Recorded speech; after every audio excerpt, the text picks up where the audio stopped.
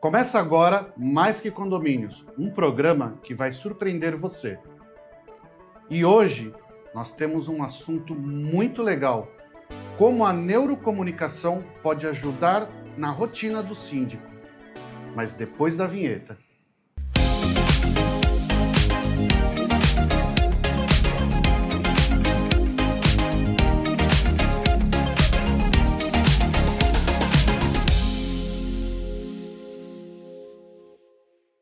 Estamos de volta e eu estou aqui hoje com Rogério Tostani e Renato Retz.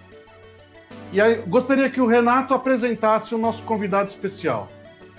Pessoal, hoje a gente está com um convidado incrível e o programa promete muito, então se prepara. William, é um enorme prazer ter você aqui com a gente e assim, foi um programa que a gente desejou muito que acontecesse e a gente conseguiu aí juntar a tua agenda. Muito bom, obrigado pelo convite. E assim, né, enquanto vocês estavam apresentando, eu pensei, né, o nome Mais Que Condomínios é muito legal, porque muitas vezes a gente fica focado naquela coisa de vazamento, vizinho, vaga de garagem e tal, e hoje a própria neurocomunicação vai mostrar que é mais que condomínios, né? Existem problemas aí que passam os muros do condomínio, a gente vai falar de comportamento, de comunicação, de coisas muito mais amplas. Acho que cabe bem o nome Mais Que Condomínios. Legal, legal. O condomínio seria ótimo se fosse só essa questão de vazamento, senão o resto que atrapalha. Se fosse previsível, exato. Né? Tem um elemento aí que atrapalha que chama humano. Isso, né? Exatamente. Ele atrapalha todo o processo. Exato. Bom, antes de mais nada, queria falar sobre o nosso patrocinador master, a Repinte, especialista em restauração predial. William, explica um pouco para nós como que a neurocomunicação pode auxiliar aos síndicos na sua rotina e como a gente pode ter mais conhecimento em relação a isso daí. O que procurar, onde procurar? Demetrios, basicamente, a gente estava até batendo um papo aqui fora do ar, né? Muitas vezes a gente conhece profissionais de várias áreas, mas vamos falar aqui especificamente do síndico, que são profissionais que se você desse uma prova, uma OAB para ele, do síndico, né? Você junta lá um monte de síndico e fala assim, vou te dar uma prova. Como que a vaga da garagem tem que ser? Como é que não sei o quê? Como a VCB? Como isso, como aquilo? Provavelmente eles teriam uma performance lá 9, 10, 8, então uma alta performance em conhecimento técnico. Então, quando a gente olha para um profissional que tem um conhecimento técnico em altíssima performance, de 8 a 10, só que a comunicação dele está 3, está 2, eu estou subutilizando aquele profissional.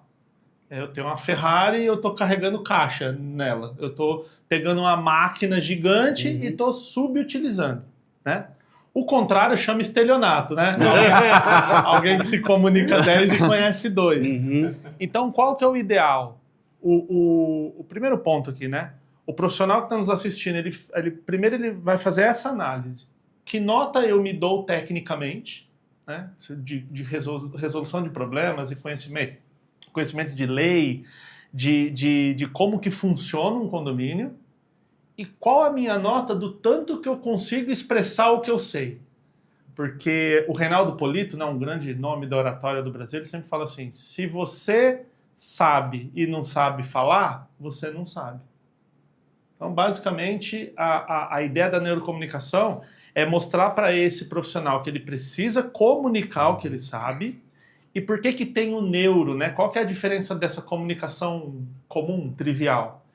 É essa ideia de que se eu entendo de comportamento, eu entendo de cérebro, eu entendo de como que os neurônios estão sendo mudados ali durante aquele momento, principalmente nos momentos de tensão, votações ali, assembleias, que é onde o bicho pega, que é onde os ânimos, né? O profissional que conseguir gerenciar esse cenário e conseguir comunicar a ideia que ele quer, ele vai ter mais sucesso como síndico. Então, muitas vezes, e de novo, isso a gente vê em muitas profissões, mas focando no mercado condominial, a gente vê pessoas que têm um conhecimento 7, mas tem uma comunicação 7. E esse profissional voa no mercado. E tem aquele profissional que conhece 10, mas ele tem uma comunicação 2, e ele fica enroscando em coisas simples. A média dele é menor do que a do outro, né? Exato, a média é menor. É uma boa analogia. Basicamente, você, enquanto profissional, entender onde você é bom pra caramba Isso. e onde você precisa melhorar. E, geralmente, é na comunicação. Cara, é assim, sem querer puxar o saco pro meu segmento, né? Mas normalmente é na comunicação. Eu tive um problema recente com uma administradora no prédio que eu moro. Eu, aliás, sou síndico do prédio que eu moro. Meus pesos. Não foi por escolha. Não foi por escolha.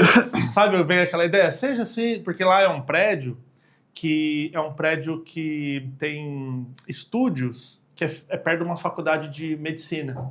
Então mora muita gente lá, e lá a gente tem um problema que é assim, os proprietários não moram lá, só mora inquilino. O público é rotativo, porque, por exemplo, o cara está fazendo o semestre, repetiu, não vai fazendo o que vem, ele sai, então muda muita gente. E só eu moro lá quase 6 anos. Então eu acabei ficando lá e vai mudando, aí chega um e fala, você pode receber, dá a chave, o controle do portão, essas coisas. Você pode ser síndico aqui agora. Você estava desavisado, você falou, posso. Estava distraído, Quem né? tá de camisa amarela hoje aqui? Parabéns, você é o síndico. Você é o síndico. Mas isso é muito legal, porque às vezes dá umas treta lá com os proprietários, e eu falo, gente, não tem problema, se vocês não estão contentes, a vaga de síndico está aberta. Aí pronto, acaba a briga. Resolve a discussão. Olha como eu vou no comportamental. Eu falo, eu concordo com você, eu sou um péssimo síndico. Mas você pode ser, então vou passar para você. Aí ele pode reclamar. Alguma vez vocês já falaram isso? Cara, eu falei isso para um cara, eu estava numa reunião de conselho uns dias atrás, e aí eu passei, o prédio que mora um amigo, né? Eu passei a minha proposta, e aí eles começaram a negociar, ele começou a negociar comigo, né? Valores e tal. Aí eu cheguei no valor que ele pediu, porque ele era meu amigo, o pai dele, dono de uma administradora, tinha algumas questões importantes para mim, né? Tava tudo resolvido, eu cheguei numa reunião, igual essa aqui, fiz a reunião, acertei tudo, chegou um atrasado. Aí ele chegou, sentou na cadeira ali e falou assim, quanto você tá cobrando? Aí eu falei o valor, ele falou assim, mas dá para fazer uns 15% mais barato, né? Falei, então, não dá, porque eu já fiz essa negociação toda prévia, eu só vim aqui me apresentar, alinhar o processo de trabalho e tal. Ele falou assim, mas por esse valor eu fico. Eu falei, mas ainda a eleição não foi, o senhor tem todo o direito, é só o senhor candidatar e assumir o cargo. Ele falou, não quero. Juro por Deus. Ele falou, não quero. Eu falei, então, paga meu preço, né? Exatamente. Então isso vai mostrando, olha como a sua habilidade comportamental, todo aquele estudo, aquelas leis que você decorou e os incisos. Não valeu nada, né? Não, nesse momento ela tem que ser colocada de lado, porque ali é um momento que, se você não dá uma pronta resposta, os outros moradores vão falar assim, ih, mano, esse cara aí não sabe nem conversar. Ou ele podia fazer mais barato, ele tá sacaneando a gente. Ele foi colocado numa pressão e titubeou. Deu aquela travada. Então, isso mostra, e aí eu tô lá nessa condição, e a gente teve agora uma troca de administradora. E aí eu pedi para a administradora atual sair com a documentação, inclusive participando dos eventos entre síndicos, que eu sempre estou por aí. Eu conheci a Edilene, que inclusive é quem vai assumir lá, né, a administração, e aí a empresa que estava, ela começou a me mandar e-mail e começou a me ligar e começou a me dar uma atenção que ela nunca deu. Uhum. Então veja, de novo, não estamos falando de lei, de problema, de nada. Eu só, assim, o boleto some, não sei o que lá. Aí protestou um fornecedor. Mas como é que protesta se tem o caixa, se tem tudo? Assim, alguém falhou num processo muito simples. Então, aí a hora que a pessoa começou a falar comigo, me dar atenção, não, o que a gente está fazendo aqui, olha aqui, o que a gente fez, aqui tem uma planilha. Eu falo, cara, eu estou 6 anos aqui, eu nunca recebi uma planilha dessa. É sempre, estou vendo, vamos ver o que... Né? Então, eu acho que a ideia central aqui é falar para o síndico o seguinte, você tem que se especializar tecnicamente, né, para você ser um bom síndico, mas você não pode abrir mão do conhecimento comportamental, porque 90% do seu tempo, sendo conservador, eu até acho que é mais, mas vamos pôr 90%, você está se relacionando com pessoas. Ou é com o fornecedor, ou é com o morador, ou é com a administradora, ou é com o entorno, né? Que às vezes o condomínio muito grande, ele causa problema no entorno, né? Então, se você entende desse elemento comportamental, a tua qualidade como síndico vai ser muito mais alta. Ora, isso é uma coisa que a gente deveria ir aprendendo e treinando desde criança, porque a gente pega isso, a gente na escola, a gente na faculdade, a gente no estágio, e aí tirando um pouco da área do condomínio, a gente na empresa, a gente no casamento, tudo isso, o que você falou, é muito mais do que 90% do tempo você está se relacionando e tem que entender o como se expor, falar, o como explicar e também entender o que o outro fala, né? Eu não lembro quem, mas sempre fala que a responsabilidade da compreensão de um comunicado é sempre do orador e nunca do ouvinte. Se o ouvinte não entendeu, foi porque o comunicador não foi eficiente. Pois é. Portanto, eu tenho que tomar muito cuidado como eu falo, a forma que eu falo, pensar que existe uma questão neurológica. Então, eu sempre gosto de um exemplo assim. Eu chego aqui e falo, eu assinei um contrato. Eu assinei um contrato. Eu assinei um contrato. Veja, a frase é igualzinha. Se eu estivesse mandando escrita no WhatsApp, cada um ia ler com a sua própria versão. Por isso que quando a gente vai falar uma coisa importante, procura ligar ou mandar um áudio, que é o mais próximo dele, porque tonalidade de voz muda tudo. Existe ainda ligação? Pois é. Acho que ninguém usa pessoal, mais. E mandar e falar assim, olha, eu preciso tratar um assunto sério, eu preciso conversar com você. Pode ser através de uma ligação, pode ser uma reunião presencial, mas é um assunto que a gente não pode errar na tonalidade, por exemplo.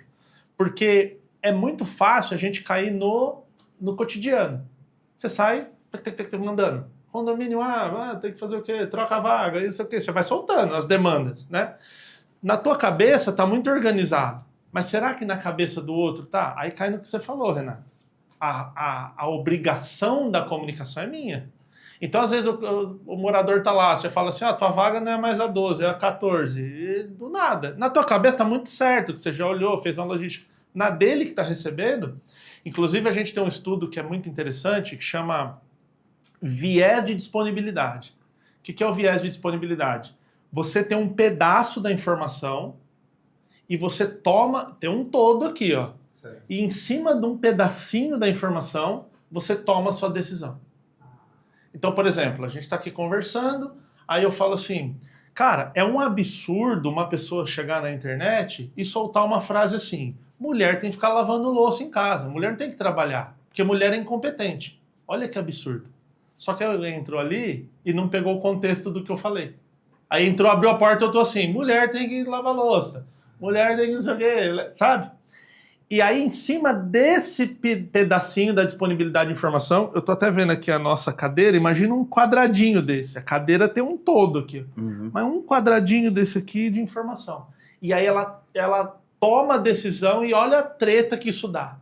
E aí começou errado, não volta mais, né? Pois é, para você reverter porque normalmente, assim, sai na capa da revista o problema e a desculpa sai no rodapé, né?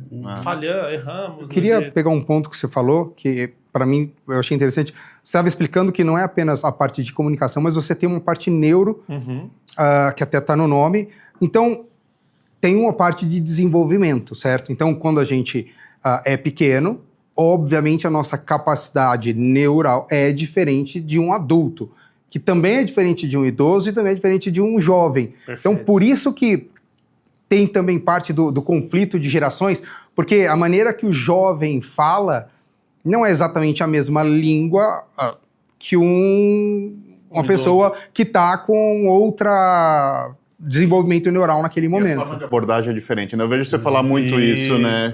Na questão no seu Instagram, você fala muito sobre como chegar em cada público, né? Exato. E tem uma coisa interessante que alguém está assistindo a gente agora aqui e fala, pô, legal, assunto condominial, vou procurar o William no Instagram. Aí vai abrir lá meu Instagram e vai ver eu falando muito sobre comportamento adolescente. A pessoa fala, será que é ele? Porque não tem nada a ver condomínio com adolescente. E o meu argumento sempre para isso cara, quem se comunica com adolescente Fala um pouco. Morador de condomínio vira fichinha, fica tranquilo. Um dia eu fui fazer uma palestra numa multinacional e era puxão de fábrica. Tinha 500 peão de firma mesmo, aquele raiz. Aí o cara me chamou e falou assim, meu, você tá pronto? É peãozão de firma. Eu falei, cara, eu dou aula para 40 adolescentes. Tô de boa, né? Se eu trouxer meus adolescentes que esses peão choram, assim, tá todo mundo cantinho ali, chora. Então eu sempre falo que eu decidi no público mais complexo da comunicação que é adolescente. Algum de vocês tem filho adolescente? Não. Cara, adolescente é heavy metal a comunicação. Você tem que fazer malabarismo, dar mortal. Então, quando você aprende nesse nível hard, é tipo, a gente joga Champions League, né? Jogar o Paulistão, você vai de boa. Então, assim, vocês que estão me ouvindo e quem está nos ouvindo de casa, nesse momento, está tendo alterações no funcionamento dos neurônios. Só de me ouvir. Isso não é só pro bem, tá? Se eu estiver falando coisa errada, o cara também tá tendo alteração, né? Não é uma, olha como eu sou bom e altero, né? Então, todo mundo que tá ouvindo algo, tá sendo exposto ao ambiente, tá tendo alteração neuronal. O que acontece aqui é o seguinte, de forma muito básica, a gente tem uma área emocional, que tecnicamente vai se chamar sistema límbico, e quem está assistindo não precisa gravar esses nomes, é só para saber que tem. Ela tem uma área que cuida da parte emocional. Se a gente lembra lá do Divertidamente, que entra a raiva no comando, entra a alegria e tal, tem uma parte emocional. E tem uma outra parte que é chamada córtex pré-frontal. O que acontece? O que faz o córtex pré-frontal? Tem uma definição que eu gosto muito, que é o seguinte, ele faz a coisa certa quando é a mais difícil de se fazer. Então você pensa assim, vou ficar no sofá ou vou para academia?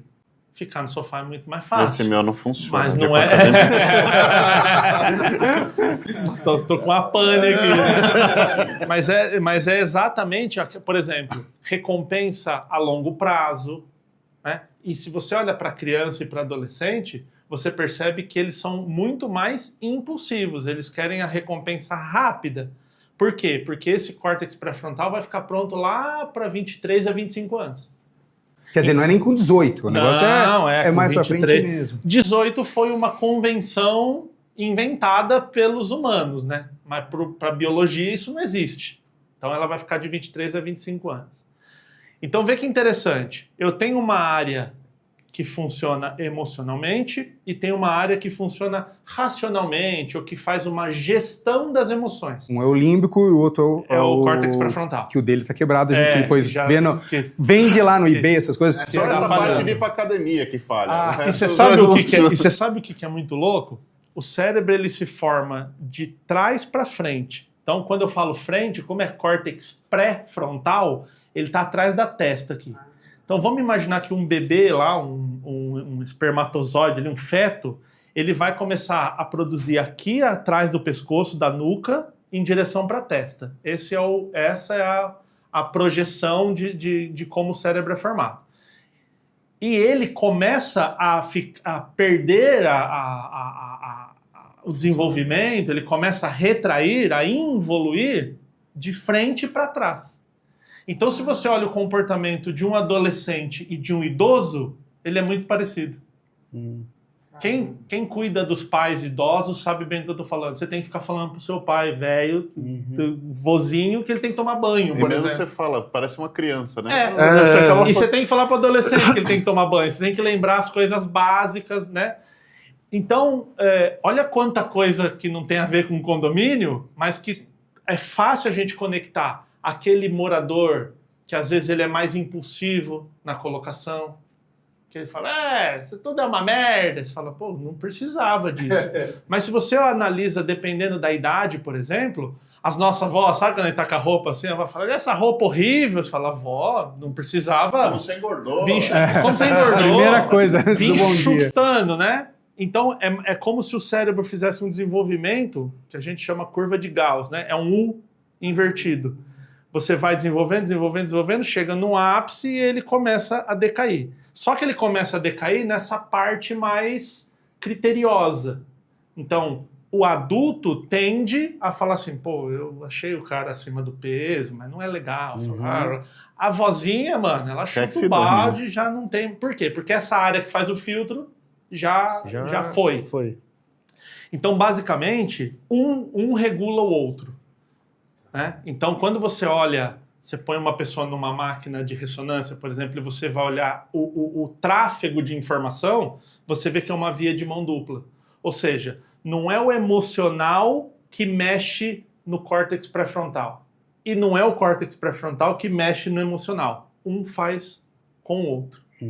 Então, basicamente, em um momento de exaltação emocional, que é uma coisa que acontece muito nas nossas relações dentro de condomínios, o mais inteligente a se fazer é dar um jeito de ativar o racional daquela pessoa. E como se faz isso? Então, quando você pergunta, por exemplo, a pessoa assim, que essa merda, não tem vaga, aí você chega e fala assim, como você resolveria essa questão? Porque aí você leva a pessoa para um raciocínio. E se ela ativar a área de raciocínio, aquela área for oxigenada, tal, automaticamente ela vai começar a inibir o emocional.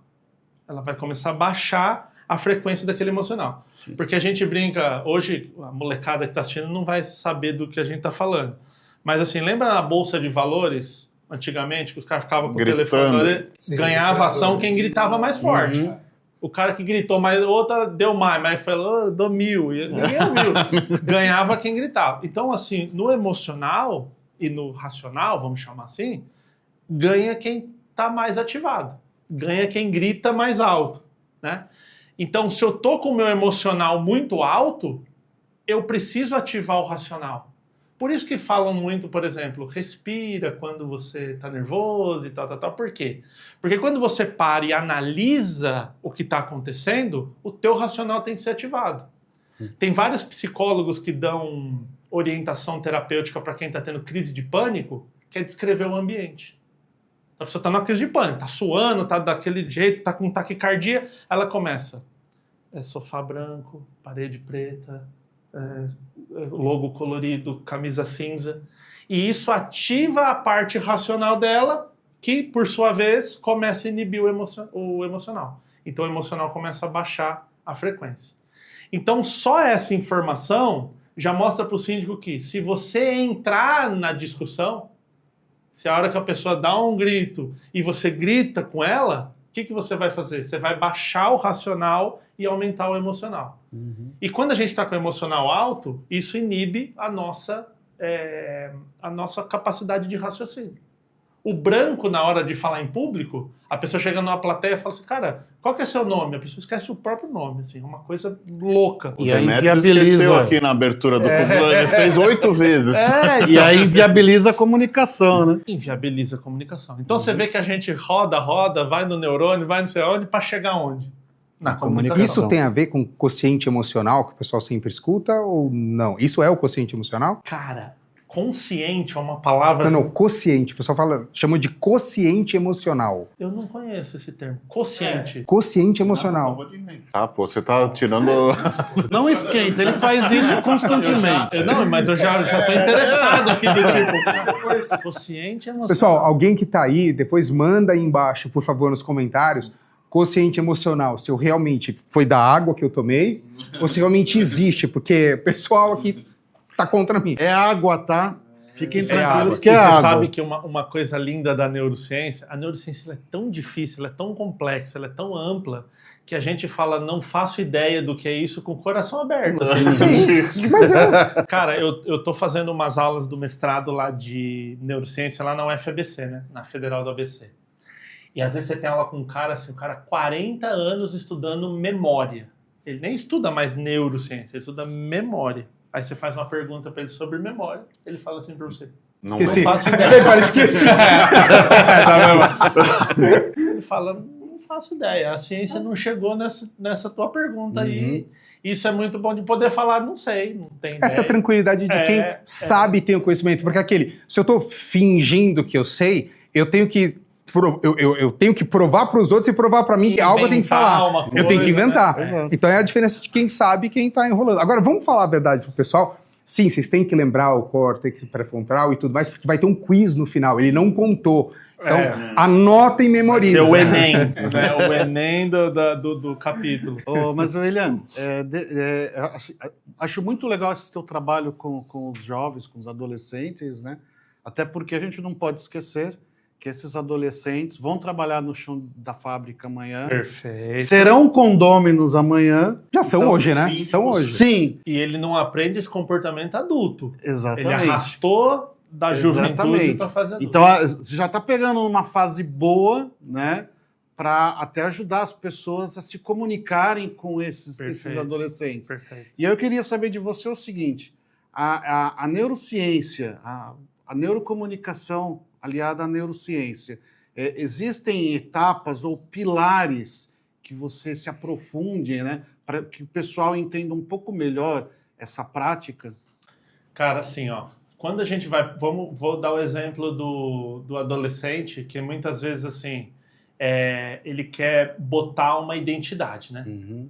Então, quando a gente estuda no marketing, por exemplo, criar uma marca, né? Porque eu quero criar uma marca. Quando você está lá vendo um jogo de futebol e passa um letreiro lá da Coca-Cola, ninguém fala, Coca-Cola, vou comprar uma. Não é assim o funcionamento.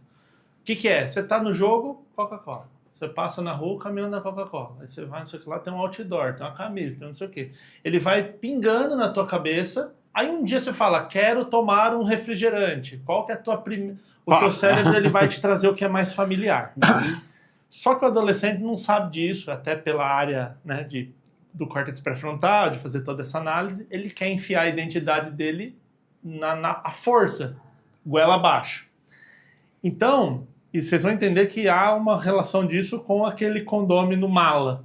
Que eu falo, eu sempre brinco que quando o prédio vai ser construído, você vai tirar lá a BITS, alvará, aquelas coisas da prefeitura, a prefeitura fala, já tem a cota do morador 10%. problemático? Não, tem que ter.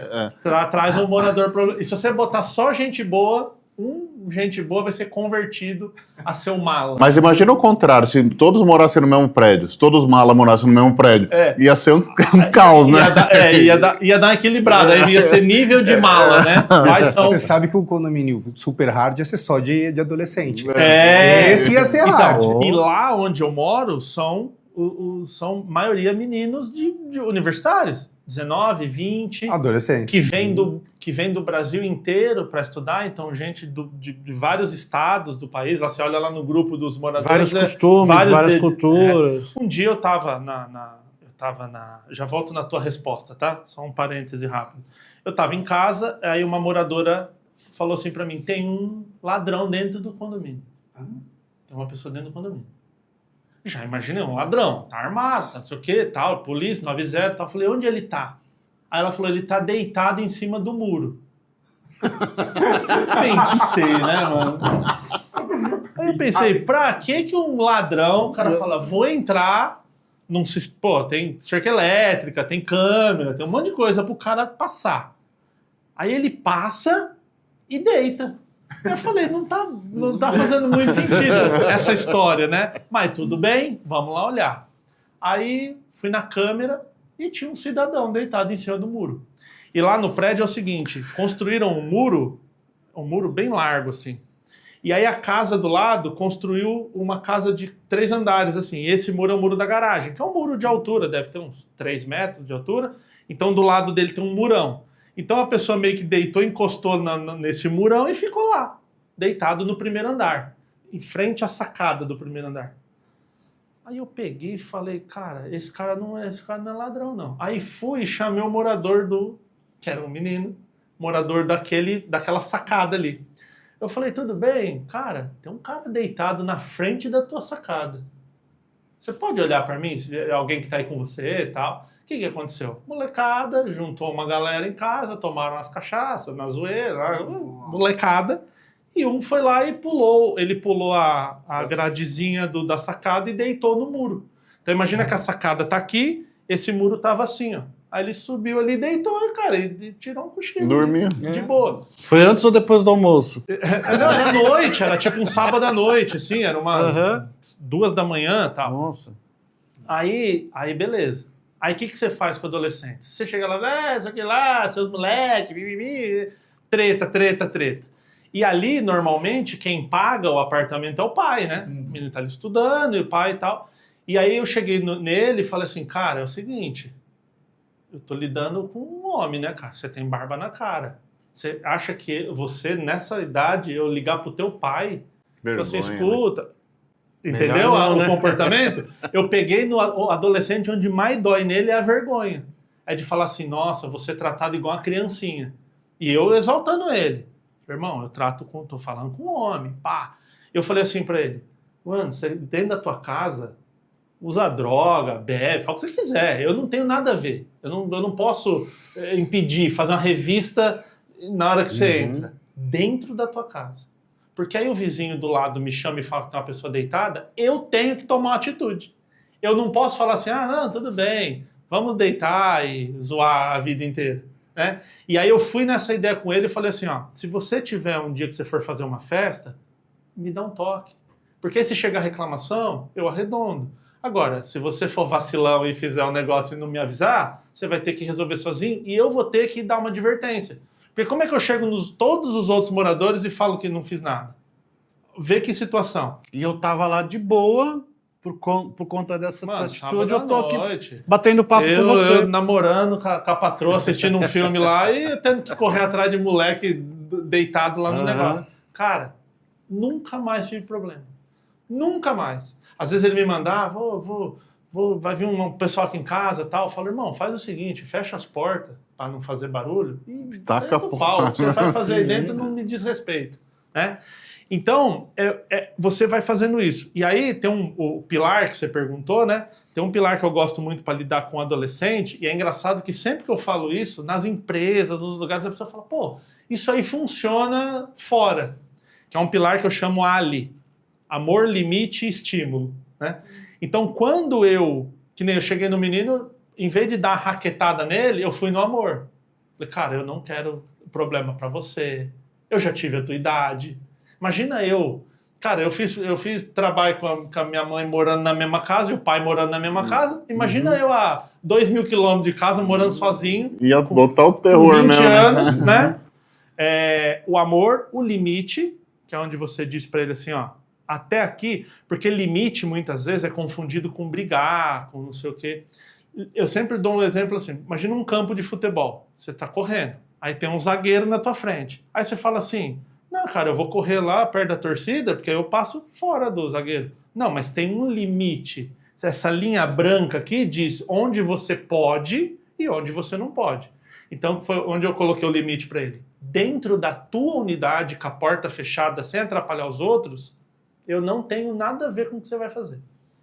Agora, saiu fumaça no hall, eu tenho que entrar e intervir. Saiu barulho exagerado, eu tenho que intervir. Então eu coloquei para ele os limites. Eu não disse para ele é proibido fazer festa. Não. Você não pode usar droga, você não pode beber. Viva a festa! E me chama na próxima, né? Eu falei para ele, a tática, inclusive, é chamar o síndico na festa, porque aí você não tem problema.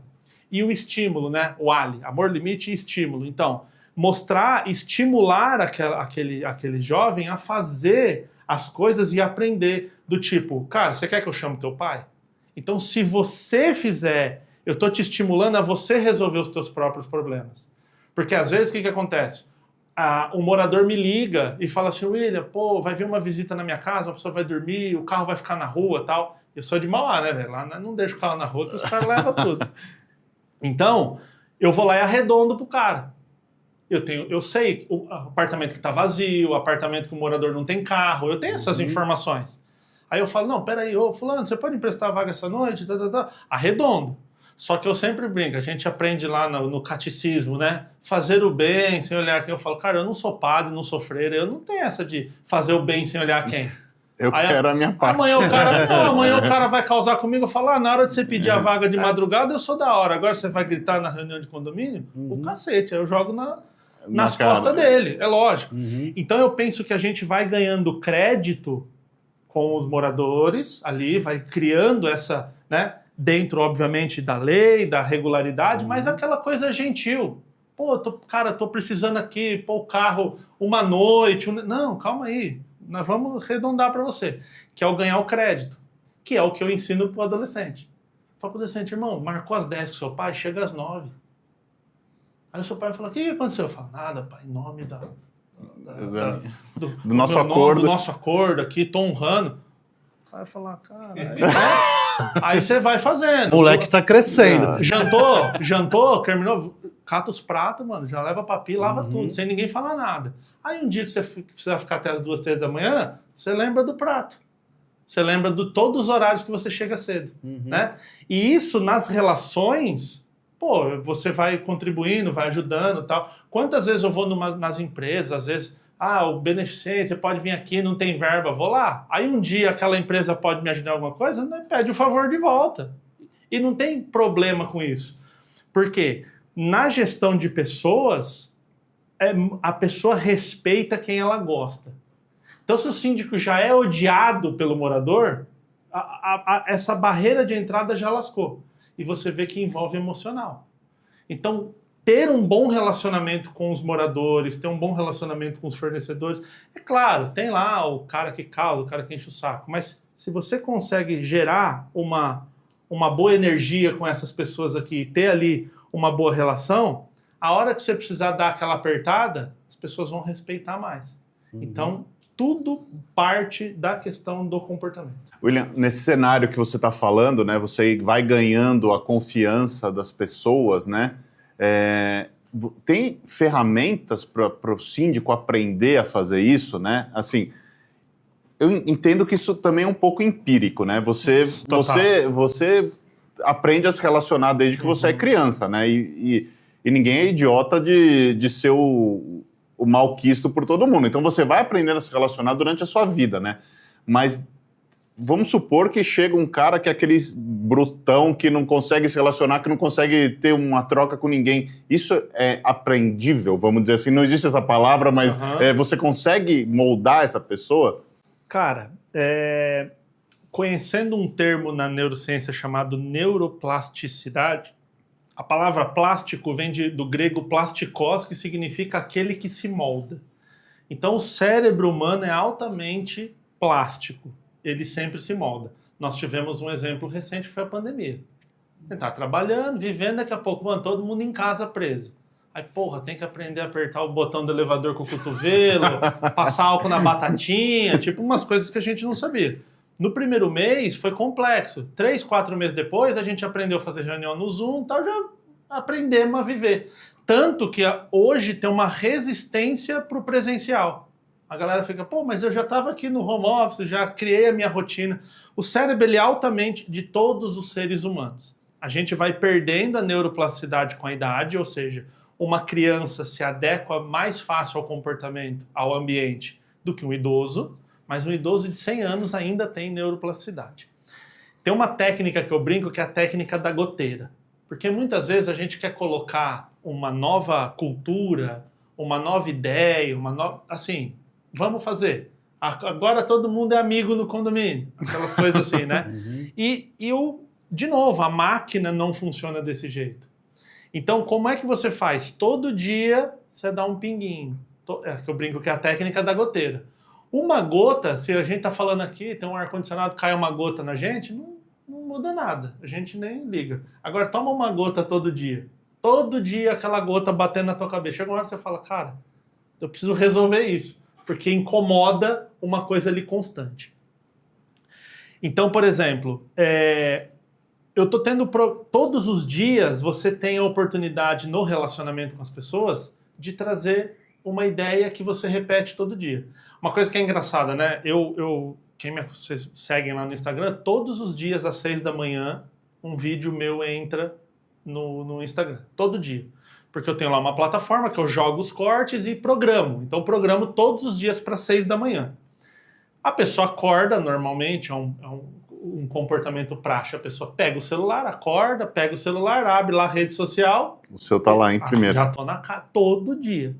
E é tão louco isso que um dia essa plataforma, o Instagram pede que ela renove a senha e tal, cada 3 meses. Então, uma vez programei e tal, e aí, num dia lá não entrou. O Instagram bloqueou e falou, só vai poder fazer se você atualizar a senha. E aí, cara, eu abri assim e tal, e tava meio quieto. Eu falei, normalmente quando eu abro já tem um monte de gente curtindo, já tem um monte de coisa, tava meio quieto. Aí fui olhar, não postou, aí fui ver e tal. Quando eu abri as minhas mensagens, as pessoas, cadê o vídeo? O que aconteceu? Cadê? Porque, então veja assim, ó, assiste meu vídeo. E o cérebro, cara, ele vai sempre confiar mais no que lhe é familiar. Um bom exemplo, eu fui para o Egito em 2022. A pandemia dá uma zoada na nossa. Eu não sei se foi 21 ou 22, mas foi recente. E aí eu cheguei no hotel. Você sabe que essa coisa de escovar os dentes todo dia, toda hora, é de brasileiro, né? O mundo não funciona desse jeito. Cheguei no hotel, não tinha pasta de dente, no hotel lá no Egito. Aí saí para comprar. Quando eu cheguei no Carrefour, lá tinha uma loja do Carrefour, entrei, cara, tinha todas as pastas em árabe. Aí a minha cabeça falou assim, qual que eu escolho? Tem que ter uma coisa que me faça tomar a decisão de escolha, dentre várias opções de que eu não faço ideia que estão escritas em árabe. Aí quando eu olhei assim, tinha o logo, a caixinha, daquela sorriso, que já tem escrito em árabe, mas no mundo em que eu não conheço nada, você falou, é minha, né? Aquele logo me foi mais familiar. Então a gente confia naquilo que nos é familiar. Essa história dos opostos se atraem, isso é conversa fiada. O ser humano gosta de coisa familiar. Então, quando você tá ali, todo dia tá batendo a goteira, sabe? Você vem, você coloca, você aparece, você conversa com as pessoas, você passa ali no condomínio, toda hora as pessoas estão te vendo, na cabeça dela, num lugar subconsciente, num lugar que ela nem sabe, ela fala assim, caramba, toda hora eu vejo o síndico aqui, toda hora ele tá aqui, toda hora ele tá falando, todo dia que ele vem... Você não esteja fazendo nada, né? E aí você vem, porque você vai... Isso no marketing é como você coloca uma marca. Então por que a pessoa escolhe a Coca-Cola? Porque ela nem sabe, mas ela ficou vendo a Coca-Cola muitas vezes. Então, na hora que o cérebro dela fala, eu vou escolher o refrigerante B ou C, ou aquele que eu estou vendo em todos os momentos. Por quê? O cérebro faz uma associação que não é boa, mas é como funciona, que é, se é familiar, é confiável. Eu vi nessa linha ainda, nem sei se você viu, provavelmente viu, né? A questão, você já viu a história do tamanho grande do McDonald's, da batata frita? Não conheço. O McDonald's tinha a batata frita pequena e a batata frita grande. E a grande não vendia. Aí eles pegaram a grande, transformaram em média e lançaram a grande. Começaram todo mundo a comprar a média. Por causa da referência. Por causa da referência. O cara falava assim... Pô, mas a grande, batata frita engorda, eu não vou comprar a grande. Mas também a pequena, com uma diferença de preço tão pouco, a média vai me trazer melhor. E então, normalmente é assim, né? A pequena é 10, a grande é 20. A média não é 15, ela é 18.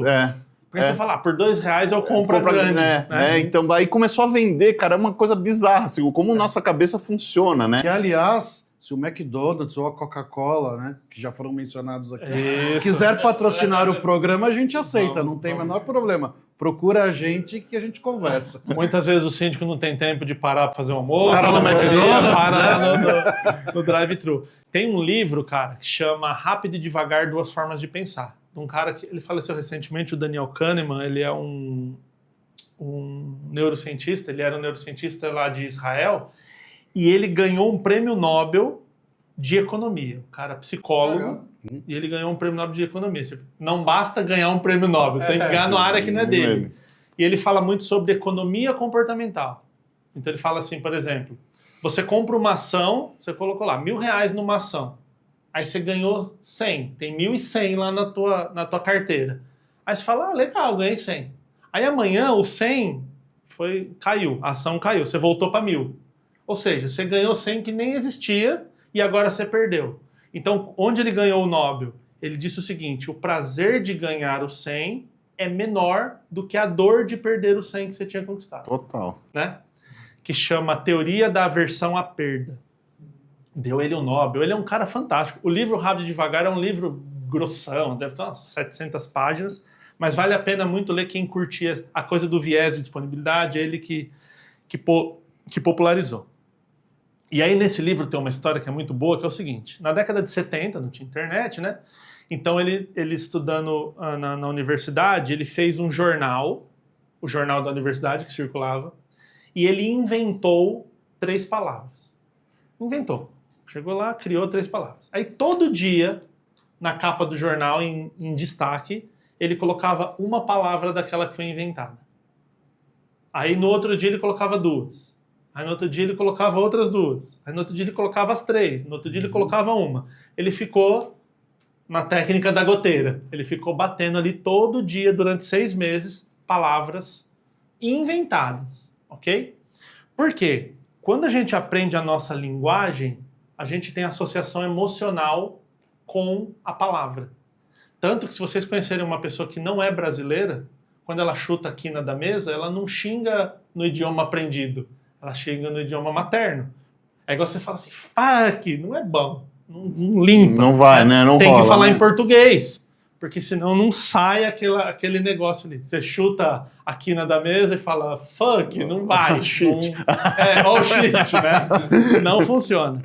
Então ele não quis colocar palavras conhecidas, porque senão você pode ter associação da linguagem. Se eu falo para você assim, decapitação, um negócio ruim. Mãe, não, um negócio bom. Então, né? Ele quis criar as palavras. Aí beleza, fez isso. Deu um intervalo, eu não lembro no livro se é 6 meses ou 1 ano, ele deu um bom intervalo. E aí ele chamou os alunos da universidade para fazer um teste, e o teste era o seguinte, ele ia dar 15 palavras inventadas e ia perguntar para os alunos assim, essa palavra é boa ou ruim? Você só tem que dizer se a palavra te dá uma... Você ouve uma palavra inventada e fala, isso parece uma coisa legal, ou uma coisa ruim. 15 palavras. Adivinha quais foram as 3 mais votadas como boas? As dele. Aquela que ele ficou batendo. E as pessoas não lembravam dessas palavras, elas não tinham... Você sabe por que essa palavra está aqui? A pessoa falava, não, porque são 15 palavras inventadas. Só que a parte subconsciente dela gravou aquela informação. Então, quando ele olhava aquilo, ele falava assim, cara, por algum motivo meu cérebro está falando que isso aqui é confiável. Mas por que é confiável se são 15 que foram inventadas, que não tem nenhuma referência? Porque num mundo de 15 que eu não conheço, essas aqui em algum momento eu vi. Nossa. É igual a gente tá, por exemplo, você sai na Faria Lima aqui e fala assim, eu vou confiar, conversar com uma pessoa e pedir uma orientação na rua. Você fala, não, cara, tô em São Paulo, loucura fazer isso. Mas se você tá na China e você ouve alguém falar português, essa pessoa passa a ser confiável. Então, o brasileiro é confiável 100% em todos os momentos? Claro que não. Mas num lugar que, cara, tem um monte de gente falando chinês, eu não consigo me comunicar, e eu consigo falar com um brasileiro, esse brasileiro passa a ter confiança. Ou seja, ele ganha pela familiaridade. Então, quando o síndico dentro do condomínio ele é familiar aos problemas, ele tá... Sabe aquela coisa assim que você chega lá e vê uma senhora e fala assim, dona Marta, a senhora resolveu lá o vazamento da tua torneira? Aquele acolhimento ali, claro que não dá para fazer isso com todo mundo em todos os problemas, mas é o síndico que vai conseguir acessar a mente daquelas pessoas. Então, até um dia no condomínio que sai a treta, e alguém ofende o síndico, o próprio morador vai entrar para intervir. Isso também explica o porquê que o morador tem mais chance de ganhar quando concorre com um profissional. O profissional ninguém conhece e o morador é o familiar. E se você pensar, não faz nenhum sentido o síndico morador ganhar. Exato. Não faz nenhum sentido racional. Você fala, ou eu vou trazer um profissional, ou eu vou trazer o tiozinho ali que quer ficar. Não faz nenhum sentido contratar. Seu Zé do 401. Mas normalmente ganha exatamente por essa questão. Então, assim, é acessar a mente das pessoas. E aí, deixa eu ver se eu entendi, me corrija se eu estiver errado. Então, a boa comunicação, principalmente a gente falando aqui do caso dos síndicos, né, na relação com os moradores, com os condôminos, ela se baseia em analisar todo o ambiente, tudo que ocorre à sua volta e talvez utilizar essa neuroplasticidade para se adaptar às situações. Perfeito. E aí sim se comunicar melhor? E aí quando você fala adaptar, é uma palavra maravilhosa nesse contexto. Porque você tem aquele morador que você tem que pegar mais firme e tem aquele morador que se você pegar firme, você perde ele. Então você tem que ganhar ele de outro jeito. Voltando ao exemplo dos adolescentes, que sempre funciona. Adolescente endiabrado na escola, que igual o morador que dá problema, tem a cota do capeta na sala. Nunca vi, cara. Você entra na sala, tem um. Esse aluno, normalmente, como que a escola trata ele? Briga, suspensão, chama a mãe, blá, blá, blá. Aí quando você traz esse cara e fala assim, meu, eu gosto do jeito que você se comunica, você é um líder, todo mundo te respeita e tal, e você dá uma moral pra ele, você ganhou. O moleque vira um espetáculo de comportamento. De certa forma, trazer para o time. Você entendeu? Agora, por exemplo, tem aquele aluno com problema comportamental, que não forma o grupo, ele fica sozinho, ele não conversa com ninguém, ele tem medo. Aí você chama o endiabrado e fala assim pra ele, ó, tá vendo aquela pessoa que tá ali sozinha? Só você, nessa sala, tem moral para trazer essa pessoa para dentro do grupo. Qualquer outra pessoa vai ter vergonha, vai ter problema e tal. Aí esse, ele fica, tipo, ganhei uma missão e tal. Ele traz esse, você salvou 2. Você salvou 2. Então, quando ali na reunião, que eu tenho vários, tem a pessoa mais quietinha, aquela pessoa mais quietinha, se eu chamo ela, eu exponho e jogo ela lá na frente, ela sofre. Ela vai falar, mano, não me põe aqui na frente, eu não quero ser destaque. Agora, às vezes, aquele que fala... Uma vez a gente estava numa reunião, um chegou lá, que não sei o quê, pá. Aí ele falou assim, cara, puta ideia boa. Nossa, que ideia boa. Vamos fazer o seguinte? Monta uma comissão de manutenção do prédio e você pode ser... Quem quiser entrar na comissão, ele vai... O cara, não, deixa bem. Né? Porque, assim, é chegar lá e ficar enchendo o saco. Né? Então, quando você joga essa pergunta, você fala, cara, muito bom. Muito bom. Você é responsável por isso agora. É, muito boa essa ideia. Como é que a gente implanta? Eu gostei. Acho que a ideia boa pode vir de qualquer lado. Como é que a gente implanta? Porque aí, aquele que está só tacando pedra, ele não tem estrutura. É igual você chegar e falar assim, tinha que colocar câmera em todo o condomínio. E você fala para ele, não tem dinheiro, não dá para fazer? Você cortou a conexão. Você fala, cara, imagina um condomínio com 300 câmeras. Maravilhoso, né? Muito bom. Vamos fazer um levantamento de quanto que isso custa? Porque assim, ou a gente arruma o portão, ou a gente põe uma câmera. Ou põe uma escadinha na piscina, sei lá, às vezes é uma coisa mais supérflua, né? Câmera é bastante importante, mas às vezes a pessoa está propondo uma coisa supérflua. Fala, ó, a renda que o condomínio tem é essa daqui. E aí? O que a gente pode fazer? Então você também joga com essa coisa, mas é preciso entender. E aí quando você pergunta assim, qual que é o ponto importante nisso? Eu sempre falo, cara, a coisa mais importante na comunicação é escutar. Se você escrever comunicação no teu celular agora, sabe os emojis lá, que quando você escreve uma coisa aparece um emoji. Sempre é falar, uma cornetinha, uma boquinha. Só que a comunicação, o mais importante da comunicação é escutar. Porque eu sou um monge tibetano que escuta. Não, porque quanto mais você escuta, mais você fala, eu já entendi. Já entendi o que essa pessoa quer. Aí você vem e oferece a melhor opção. Então, e escutar é diferente de ouvir, né? Ouvir, a gente ouve um barulho. Isso aqui a gente está ouvindo. Escutar é ouvir e compreender. E às vezes a pessoa, ela te dá tudo que ela está precisando e a gente não está escutando. E ela já vem com a resposta que ela quer também, né? Exatamente. E muitas vezes, cara, assim, compensa em comprar essa treta? Compensa entrar? Compensa discutir? Dou um exemplo na rede social do hater. Às vezes o pessoal que começa a ter hater me chama, fala assim, tô tendo hater aqui, não aguento mais responder e tal. Aí eu falo, você quer ser malvado com hater? Ignora. Malvado. Deixa lá. Você curte todos os comentários e o dele você nem curte, você nem comenta, ele fica num limbo, xingando pra parede. Porque é o tipo... Porque o que uma pessoa, que às vezes tem lá 50 seguidores, entra na minha página, me ofende, o que ela tá querendo? Aparecer. Que é palanque. Agora, se eu dou pro meu inimigo, é uma estratégia de guerra. Se o meu inimigo fala assim, você tá discutindo com o Minotauro e você vai pro chão com ele vai te arrebentar, velho. Discutir com o Minotauro é de longe, atrás do vidro. Fala, eu não vou aí onde você tá. Ele sabe ser desagradável muito mais que você. Exatamente. Então, o que o cara tá querendo? Que eu responda, e aí a hora que eu respondo, eu coloco ele no mesmo nível.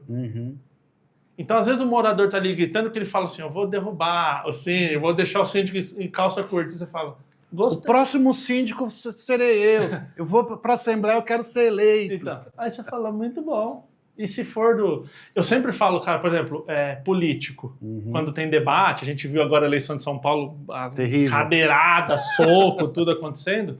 Eu sempre falo, se eu fosse orientar um político, eu ia chegar no debate e falar pro cara, entra no debate e elogia a proposta do outro. Porque, cara, o cérebro do vai cara... desarmar, né? Embola, por que você tá esperando? Eu tô indo lá pra ser ofendido, eu já tô armado. Aí o cara fala, cara, essa proposta sua é muito boa. Gostei Acabou o de ver. debate. Sabe quando você vai naquelas lojas que a pessoa quer fazer o cartão? Você fala, quero. O cara não sabe o próximo passo. E o pior, pensando agora no que você falou, imagina virando pro cara e falando assim, cara, tua proposta é tão boa, que se você não for eleito e eu for eleito, posso copiar? Você desestabiliza ele de uma forma. Como é que briga?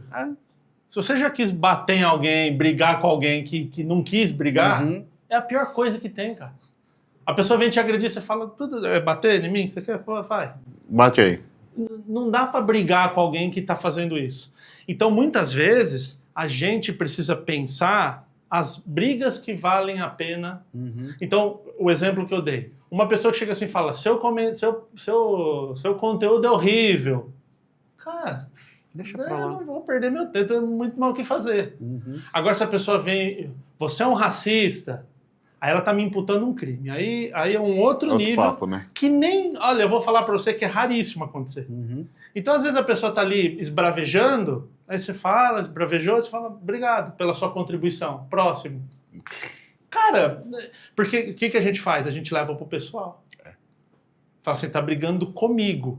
Mas se trocar o João pelo Pedro como síndico, ele vai xingar o Pedro também, e a Maria. Então, muitas vezes a gente tem que ter essa inteligência. A palavra, eu gosto muito de etimologia, né? Porque quando a gente entende de onde vem a palavra, a gente consegue ter uma visão melhor. A palavra inteligência, ela vem de interlegere, que seria ler por dentro.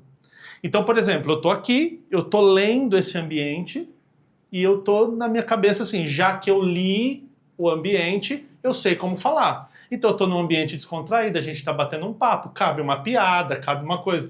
Pô, se a gente estivesse conversando num velório, não é de bom tom ficar fazendo gracinha e piada. Então, quanto melhor eu leio o ambiente e tenho atitudes condizentes com aquele ambiente, isso é inteligência. Por isso, inclusive, que o Miguel Nicoleles, o maior neurocientista brasileiro, fala, a máquina nunca vai ser inteligente. Não existe inteligência artificial. Porque o que a máquina faz? Ela não lê o ambiente, ela faz o que ela foi programada. Esse cara é um gênio. Esse cara ele é genial. Muito. Quem não conhece, né? Miguel Nicoleles, procure. Então, basicamente, eu falo assim, bom, tem uma treta ali, essa é boa de entrar. Essa é legal. Então a pessoa fala assim, quando o adolescente fala, você tem que dar um tapão no pé da orelha dele. Essa briga eu entro. Eu falo, isso não vai servir, isso não pode, isso tá contra... Isso é imoral, isso é ilegal, eu entro na discussão. Agora, você é feio. Eu falo, constatou uma normalidade, né? Com a minha deficiência estética aqui. Então, cara, também a gente conseguir dar um passo para trás e olhar aquele contexto assim, mano, eu não vou dar palco para maluco, eu não vou ficar entrando nessa questão. E aí é a tal da inteligência. Eu li o ambiente, né? Peguei aquela informação ali, exaltei o que tem que ser exaltado, dei uma segurada, né? Porque se você não deixa a pessoa falar, é igual muitas vezes a pessoa que vem me procurar do hater vai lá e apaga o comentário do hater. Eu falei isso, mano, isso é dar atenção. Porque o hater vai falar, por que apagou meu comentário? Porque eu sou importante. Consegui incomodar. Agora, quando você deixa lá, você fala... Você é tão insignificante que eu não vou nem responder. Vai ficar ali e não tá me fazendo... Não sei quem é você. E aí eu brinco assim, né? Você sabe que você é muito importante quando você tem hater. Porque você fala, cara... Porque quando você não tem relevância nenhuma, você dá uma opinião e ninguém responde. O cara se deu ao trabalho de me odiar, então eu sou importante. E você é mais importante ainda quando uma pessoa que você nunca viu na tua vida entra lá e briga com o cara. A pessoa briga com o hater para te defender. Aí você fala, agora sim. Então, muitas vezes, se você está fazendo o seu trabalho certo, você está documentado, aí nesse momento é o conhecimento que o síndico tem. Se você está amparado no que você está fazendo, deixa ferver, porque o próprio morador vai falar assim, não, mas espera aí, esse síndico entrou aqui e resolveu o nosso problema. Ah, vai ter lá o seu Zé do 28 lá, que causa, que arruma treta e tal, e tudo bem. E se ele ficar arrumando treta... Eu já tive em palestra, cara, dando palestra para 200, 300 pessoas, uma pessoa levantar e me ofender na palestra. Nossa. É do nada. Uma vez eu falei que o cérebro não diferenciava ficção de realidade no sentido emocional, né? Então, se eu falo pra você assim, pensa numa pessoa que você ama, pensa nessa pessoa sendo atropelada. Puta, dá um negócio ruim e ninguém tá sendo atropelado. É só uma imaginação. Mas a imaginação tem o poder de fazer isso. Cara, eu tava falando isso, um cara levantou e falou pra mim, isso aí não tem nada a ver, isso é uma bobeira. Eu sei que eu tô na realidade. Mano, mas esbravejando e ofendendo. Aí uma professora tinha me chamado, era uma universidade isso, a professora tinha me chamado para dar palestra, ela levantou, catou o microfone, eu falei para a professora, segura, calma, deixa ele falar. Aí o cara falou. Eu falei, muito bom, então a gente não tem essa diferenciação, o cérebro sabe o que é realidade e tal. Aí ele, sabe sim, tal, aquela tensão, os alunos tudo olhando assim, e era um cara mais velho que a molecada da universidade, só que qual que é a maldade? Eu tô ali no palco, eu tô pensando no que eu tô falando, eu tô concentrado. O cara tá maquinando Como ele vai te ferrar, né? Então eu fui pra lona, fui pras cordas, né? Aí eu falei pra ele, já que o cérebro sabe diferenciar, explica pra mim masturbação. Que a pessoa imagina um cenário, que ele tá assim, que ele tá assado, que ele tá com esse, com aquele, e aí ele chega num clímax, num orgasmo, que ele chegaria que se aquilo fosse real. Explica aí pra nós. Nossa, aí a molecada... Aí a quinta série entrou em jogo e tal. Aí eu peguei e falei, não, pessoal, seguinte, pessoas assim, que enobrecem o debate, pipipi, papapá, dê aquela arredondada que eu falei, eu podia agora, mano. Ó, dá o fatality, né? Dá o fatality. Então, não, de boa, a gente já conversa e tal. Então, continuando aqui, o neurônio, pai, toca em pé, embora. Cara, pra mim, ele é um coitado, um cara que não contribui em nada. Mas se eu entro no jogo dele, falo, como é que você chega na minha palestra? Aí o cara, você não é bom? Eu joguei uma questão, você ficou nervoso? Ele consegue exatamente o que ele queria. Né? Então, essa inteligência através da comunicação é o que vai garantir que aquele síndico, na hora que o morador vai embora ali, que vai refletir sobre a reunião, fala assim, porra, mano, o cara desenrolou. A mulher não entrou na pilha e tal, né? William, deixa eu te fazer uma última pergunta. Você faz várias palestras, essas coisas. Então, se alguém quiser ou puder para ver as suas palestras... Renato, basicamente, toda a minha informação vai estar lá no meu Instagram. Meu Instagram é william.borghetti, ruim de escrever como pra que caramba. Escreve, desde o começo, como escreve William, como escreve Borghetti. Não, mas é ruim de escrever. A gente vai colocar então na tela. Vou dar uma técnica melhor. Se você colocar na lupinha do Instagram e escrever neurocomunicação, minha página é a primeira que vai aparecer. Pronto. Então, neurocomunicação todo mundo sabe escrever, é fácil. E vai lá, entra lá no inbox, fala, tô assistindo lá no Mais Que Condomínios, vem dar um oi lá pra gente, que eu vou ter o prazer aí em contribuir e bater um papo. Legal. Bom, pessoal, a gente está chegando no fim do programa. Queria falar de novo do nosso patrocinador master, a Repinte. E já vim com o nosso jabá. Curta, comente, compartilha, coloca aí, escreve o que você achou do programa, busca mais informação aí, a gente pode colocar você em contato com o William, que é bem legal esse assunto e com certeza vai ter muita gente engajada nisso daí. Demetrio, vou jogar uma mandinga aqui. Quem não curtir e compartilhar, vai ter um monte de morador chato na vida. Vai ter que lidar com morador chato a vida inteira. Então curte e compartilha para se livrar da zica. E para finalizar, queria que você desse um recado final para quem está assistindo, nessa questão aí da neurocomunicação, como se comunicar melhor. Um recadinho final para todos. Cara, para ser muito rápido no que eu vou falar, escute. Escute. Sabe, quando a pessoa vem aquele morador... Porque eu falo sempre assim, ó, o pior cliente, aí o morador nesse caso é um cliente interno ali, o pior cliente, sabe qual que é? Aquele que usa o teu produto ou serviço, não gosta e vai embora.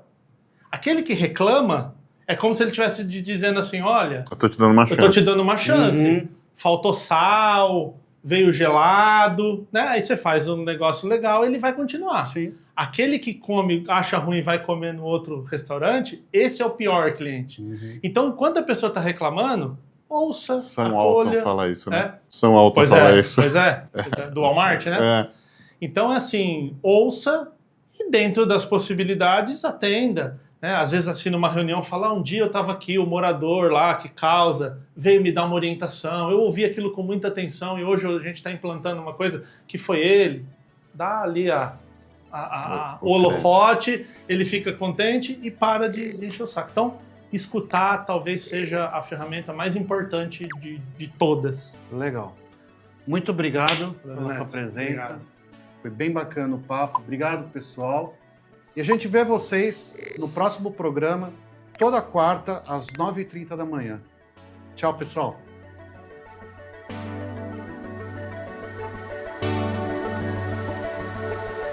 Conde TV.